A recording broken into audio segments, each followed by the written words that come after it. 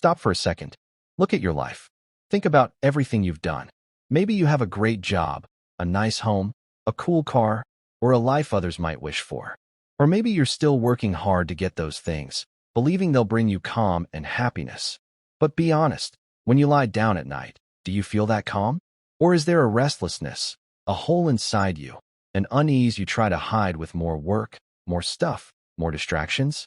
We're told that happiness comes from what we own, what we achieve, or how we look to others. But this is a big lie, one that keeps us stuck in a modern trap. A wise thinker named Erich Fromm saw through this. He said we're fighting a quiet battle inside ourselves, caused by a world obsessed with owning things, controlling everything, and looking perfect. From the time we're kids, we're taught that our value depends on what we have: good grades, nice clothes, lots of followers, or a high status. These things become who we are. We stop being ourselves and start being what we own. The problem? The more we own, the more we fear losing it. The more we chase, the less secure we feel. Even people with money, fame, or success often carry a quiet sadness in their eyes, a gap that no prize can fill. Why? Because chasing things doesn't bring peace. It just keeps us running, always wanting more, always feeling like something's missing. The trap of having. From the start, we're shaped to value things above all else. As kids, we learn that good grades earn praise, new toys mean love, and the right clothes make us fit in. As we grow, this idea grows too. Society says, "Want to matter? Get a good job, a fancy car, a perfect body, or lots of likes." Everything is about having. But here's the catch. When your worth is tied to what you own, you drift further from who you really are. You build a life based on outside things, and that life is fragile because everything, money, looks, status, can disappear. This creates a constant worry. The fear of losing what you have, the need to keep up, the endless comparing to others. It's like living in an invisible cage. It drains your energy, time, and happiness.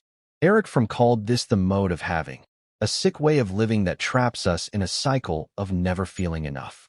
No matter how much you gain, the joy fades fast, and a new want takes its place. You think, just one more thing, and I'll be happy. But that moment never comes.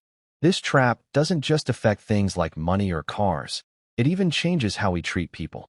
Friends, partners, or coworkers become things to have, like objects we expect to act a certain way. If they don't, we push them away. This makes our connections shallow, leaving us lonely and disconnected. Deep down, we all want meaning, love, and belonging, but the mode of having makes that impossible. It turns everything into a product, suffocating our ability to truly live. The hidden cost. At first, chasing things might feel good. A new job, a big win, or a shiny purchase brings a quick burst of joy. But it doesn't last. Soon, you're restless again, chasing the next thing. This never-ending race creates worry that never stops. You fear losing what you have, not being good enough, or falling behind. This constant stress hurts your mind, weakens your friendships, and twists how you see the world. There's a deeper cost too, a sense of emptiness. Even with all your stuff and successes, you might feel something's missing. That's because things can't fill the big questions in life. Who am I? Why am I here? What really matters? This emptiness isn't about having nothing to do. It's about having no meaning. Erich Fromm called this existential boredom, a heavy feeling that comes from living without purpose. The worst part? You might feel like a stranger to yourself. When everything, your stuff, your image, even your personality, is built on what you have, you lose touch with who you really are. You live a fake version of yourself, shaped by what others expect. Love, creativity, and connection fade, leaving you floating in a life that feels empty and confusing. A different way, the mode of being. But there's another path, one Erich Fromm called the mode of being. It's not about owning or controlling. It's about living truly and fully. In this mode, you don't measure yourself by what you have. You find value in just being you, in feeling life's moments, in connecting with others, in loving without needing to control. The mode of being is about real moments, laughing with a friend, enjoying a sunset, creating something with your hands, or listening with your heart. It's not about chasing or showing off. It's about being present. When you live this way, worry loses its grip. You don't need to defend a status or wear a mask. You accept that life changes, and instead of fighting it, you flow with it. This brings a peace that doesn't depend on what's outside you. This way of living isn't lazy or giving up, it's active and alive. It's about diving into life with courage, creating, loving, and being true to yourself. But it's not easy.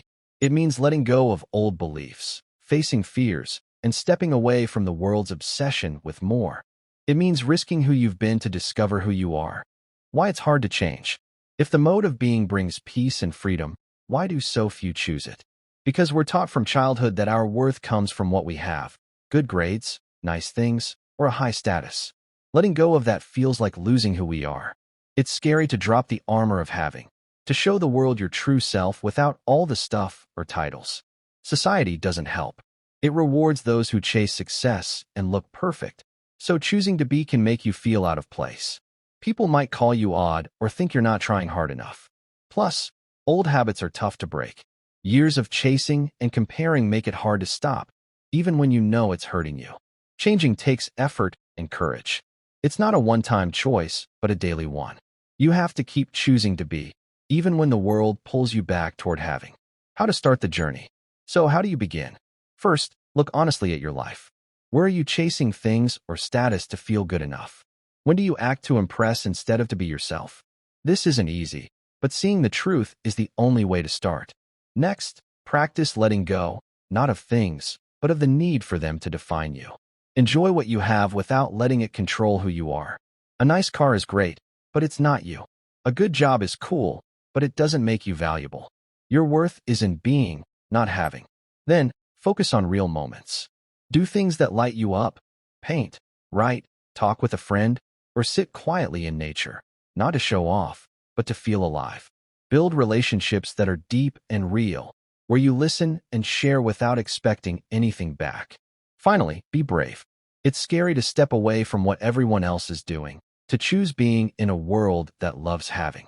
But that bravery opens the door to a life that's truly yours. Your choice. Now you see the trap of having, how it keeps you worried, empty, and disconnected. You also see the freedom of being, a life of peace, connection, and meaning. The question is, what will you choose? Will you keep chasing, hoping one more thing will finally make you happy? Or will you start now, choosing to be, to live fully in each moment, to find peace inside yourself? This choice isn't easy. It takes guts, awareness, and effort every day. But it's worth it. Because in the end, it's not what you have that makes your life. It's who you choose to be. What hit you hardest in this story? What made you think about your own life? Share your thoughts below. Your words might help someone else on this path. And if this spoke to you, keep exploring. The journey to being is just beginning.